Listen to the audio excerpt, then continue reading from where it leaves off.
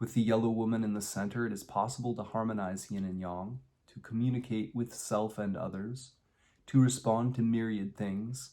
There is nothing that cannot be influenced. Therefore, faithfulness in the center is auspicious when it reaches even pigs and fish. Pigs and fish represent those without knowledge. When truthfulness can influence them, those without knowledge can harmonize themselves. How much the more so those with knowledge? If practitioners of Tao can apply the truthfulness that influences even pigs and fish to cultivation of essence in life, they will not fail to produce good results. However, if faithfulness can be carried out in ease but not adversity, that faithfulness is not real and will surely crumble in the end. Even if one is faithful in this way, it does not bode well. There are people who believe in the Tao, and there are those who believe in the Tao and practice it regularly when all is well and comfortable.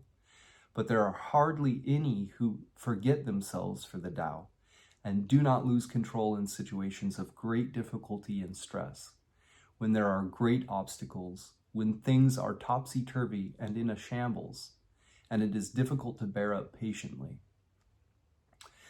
If one can remain unmoved and unperturbed in situations that are hard to endure, can go on through and get out, this alone is faithfulness that can move pigs and fish. This is why it is beneficial to cross great rivers, for faithfulness in the center to bode well. Great rivers represent most hazardous places, adverse situations.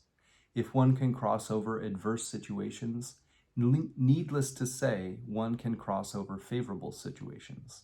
When able to pass through both favorable and adverse situations, that faithfulness is beneficial and auspicious wherever it goes.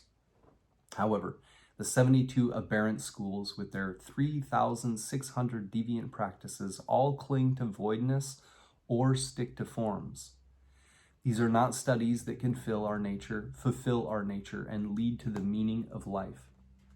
The false distorts the real. The aberrant adulterates the correct. If you have faith without discriminating the false and real, the aberrant and correct, this is incorrect faithfulness, which is not beneficial and does not lead to good results. Therefore, faithfulness is only beneficial if it is correct.